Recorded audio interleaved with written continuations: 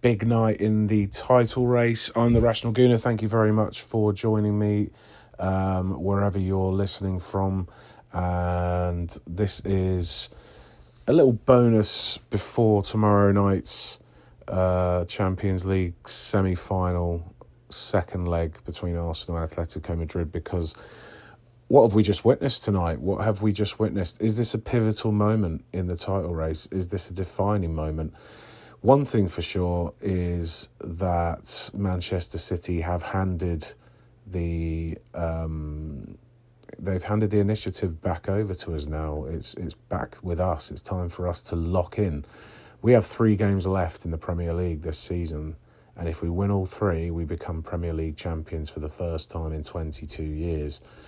That is a mouth-watering prospect, but I'm not going to sit here and say it's done, because that's definitely not what's happened tonight. What's happened tonight is Everton have had a big say in the title race. So the match ended 3-3. Manchester City actually took the lead midway through the first half, but they came out for the second half a completely different side, and Everton scored 3 without reply. The first goal was a really fatal mistake from their newest defender Mark Gahey. Bit of a shocking bit of defending on the corner. Donnarumma was in no man's land for the second one, and then for the third one, another bit of a defensive error back there, and then a little ball into the box that was deflected into the path of Barry, and he got his second. And at 3-1, you're thinking, wow, are they going to go on and score more? And Ndiaye, for me, is one of Everton's most exciting players to watch. He's very quick. He's strong runner, great technique. But the only thing that lets him down is his end product. The only thing that lets him down is that final finish or the final ball.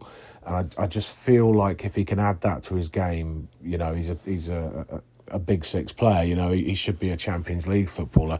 And I think that's where he wants to be. I don't think Everton's his end game, and I do think he's going to be looking at joining a better club, but he's going to have to sort out that end product before he gets that big move. I know there are teams interested in him, Manchester United being one of them, and I think them being in the Champions League next year, now that's guaranteed.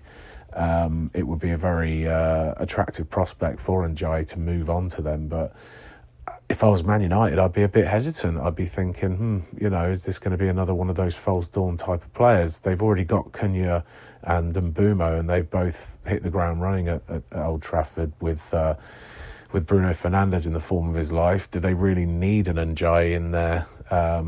Is he better than what they already have? Is he better than Ahmad? Maybe. I don't know. But yeah, I'm digressing a little bit, because really I should be talking about what has happened in the game tonight. Sorry, my dog is scratching himself in the background there, if you can hear him. Probably not, but I thought I'd warn you if you hear anything. It's quite late here on the east coast of America. We're coming up to midnight, so I think he wants to go to bed. So I'll keep this short and sweet. Just sharing my thoughts on it. There's quite a lot of noise going online. Certain quarters saying all the title's done and all this. Look, with 5 points clear, they've got a game in hand over us. If they win the game in hand, then they're 2 points behind us. So we're in a better position than we were when before the weekend started. A very convincing win against Fulham, and tonight's result have shown that the initiative has been handed back to us. But it's not time to celebrate as an Arsenal fan, because we've seen these situations play out before. We've seen leads that we've had over Manchester City fizzle out and go to nothing. Yes, there's only 3 games left for us, but there's 4 games left for them. 12 points up for grabs for them, 9 points up for grabs for us. It is still anybody's guess on who's going to win this title. But as you say, it's looking a lot better than it was before 8 p.m. British summertime tonight. So, I think I think what we've got to do is we've got to take that as the positive to go into tomorrow night's game against Atletico Madrid. Use that wave of momentum from the weekend. It's a must that we start Saka, because it just showed how much we missed him. But I don't think that he's going to be given as much freedom against Atletico Madrid as Fulham gave him. I think Fulham were very naive. A lot of teams this season have doubled up on Saka, and Saka's not had it his own way for quite a while. In fact, most of the goals that have come from him, he's had to really play a almost backseat role, that pre-assist really, where he's playing the ball to the player that then makes the assist for the goal, or he's taken the corner and it's ricocheted and it's gone in off somebody else, or there's chaos in there. But it was ultimately him that was the catalyst. It's his corner, or it's his it's his ball that's opened and unlocked the game. But because teams have doubled and sometimes trebled up on him, it's been very difficult for him to get any rhythm this season. I think, as I say, Fulham were quite naive at the weekend. It's not going to be the same story tomorrow night. That being said, Atletico's defence has not been their strong point this season. So when Saka played against them earlier on in the season, he did show them exactly what he's all about. I'm not expecting a repeat of the 4-0, but I am expecting us to approach the game in a very similar manner. Positive, go after them, the high press, but also with an air of caution, because, as I said very much previously, I do back us over two legs, and I do think defensively we have that steel to get us through these types of games. And I certainly am confident going into the game tomorrow night, but with a degree of caution, because any Diego Simeone team is going to be strong. It's going to be well drilled and not as naive as a Fulham team that look like they're already on the beach. So that's really sort of my preview for tomorrow night. But going back to the Man City game today, I'm not going to sit here and sort of ram it down these Manchester City fans' throats, the ones that were selling Arsenal bottles outside their home game last week, outside the ground. There's no point in all this pettiness, all right, stay humble. Let's just all stay humble. And that even sounds like a dig at Haaland after what he said last season to Arteta. It's not. We need to stay humble, and Man City need to learn their lesson, because at the end of the day, banter's banter, but then if you take it too far, if you peak too soon, these things come and bite you back in the arse. And that's what we've got to guard against now. We need to just concentrate on our own games, win all of our games, we're champions, and that's all we've got to worry about now. So err on the side of caution. But yeah, tonight's been a very good night as an Arsenal fan, especially watching Chelsea get beat by Nottingham Forest earlier in the day as well. So it's not a bank holiday this side of the Atlantic, but I understand it is May Day bank holiday over there. And I was a bit, I woke up this morning and I looked at the fixtures for tonight and I was like, why are Chelsea kicking off so early? And then I remembered it is bank holiday over there. You kind of lose your holidays on this side of the pond. Yeah, that was a bit of a shocker, to be fair. I did watch most of that game, and seeing Nottingham Forest, who were a much changed Forest side. They had 8 changes from the side that beat Villa on Thursday in the Europa League. No Gibbs-White, no Anderson, their second string goalkeeper who managed to save a Cole Palmer penalty. It just looked it looked like it was there for Chelsea to take. But now, if you look at the table and you see where Forest have managed to claw themselves to, they could catch Chelsea if they win their games and Chelsea continue on that downward spiral that they're on, because they are plummeting down the table. Everton, until Man City equalised towards the end of the game, Everton would have been above Chelsea tonight and in the top 10. I think they are. I think they're in 10th place, but Chelsea are 9th or 8th. There's a few teams on 48, including now Everton and Chelsea. And this is the same Chelsea team that in March were only 9 points behind Arsenal. They're over 20 points behind us now. It's been a ridiculous fall off a cliff for them. It's delightful to see. I've got Chelsea fans in my family that I could banter with, but it just doesn't seem right at the moment. It's almost too depressing for them to be bantered at. That's almost the same with Spurs as well. Like I kind of, as an Arsenal fan, it's absolutely wonderful seeing Spurs' plight. But I have friends that are Spurs fans, and yeah, we share banter, and yeah, it can get nasty sometimes because the hatred it's deep within the roots of the North London derby.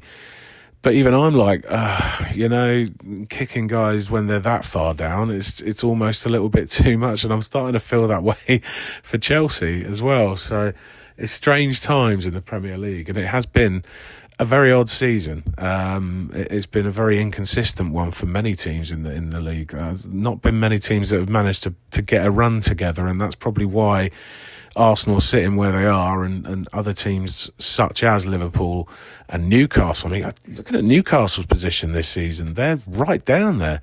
I don't think they're in any danger of relegation. I think it is now between two teams, and I think Spurs now look like favourites to stay up after the weekend's results, especially now that we have to really get something against West Ham. I was hoping to get to that stage where we're okay with losing to West Ham to help their cause to stay up and Spurs go down, but we've really got to go there on the weekend and win. We have to.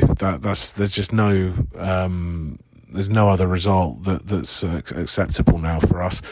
But on the flip side of that, there's no other result that's acceptable for them other than a win against us. It's going to be hell for leather.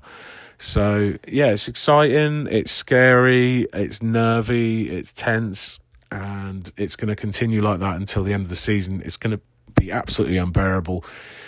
And there's no respite, once this season's over. If we reach the Champions League final, that's us in the, in a one of the biggest games, if not the biggest game of our history at the end of May.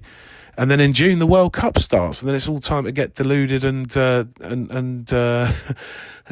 and tense and nervy for England. So there's no respite, there's no let up, and this is a bumper World Cup. This is a much bigger World Cup, so it will be finished a lot deeper into sort of mid-July. And then the Premier League starts up again in early August. So we're really there's no letting up here. And as a football fan, yes, on the one side, yes, it's great, and you do miss it when the summer comes around and it's not a big tournament summer. But on the other hand, it's been such a mentally draining season as an Arsenal fan. It's been so mentally draining watching us week in, week out that, I kind of am looking forward to a break from it. But it looks like it's not going to happen in a prolonged sense. But for now, we're just going to have to keep suffering, and hopefully the rewards are there at the end of May.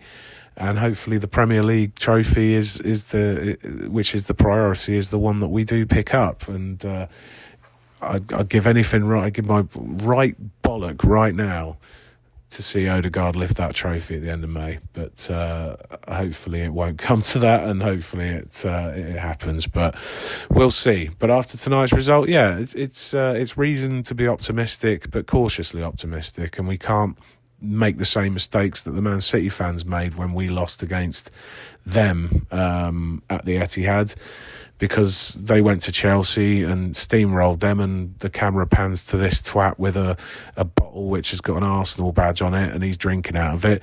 That same bloke there stood in the front row of the Hill Dickinson Stadium tonight, and you could see the bulge in his pocket where that bottle is, and he couldn't wait to get that out and pose for the cameras again. And I'm delighted that he had no opportunity to do that. Stay humble, mate. Jesus Christ, it's very Spursy. That's the only thing that I can say about that. Is very Spursy. Peaking too soon, jumping the gun, and now you're looking like an idiot. But I'm not going to make that same mistake. I'm just going to throw that caution out and just say, look, listen, there's still 3 games to go. Plenty of opportunities for us to mess it up. So, it's all about locking in now, and until the last ball is kicked on the last game of the season, which is probably what it will come down to. Okay, guys, it's time to wrap this up. It's been 15 minutes or so. Thank you very much for joining me. Remember to like and subscribe, do what you want.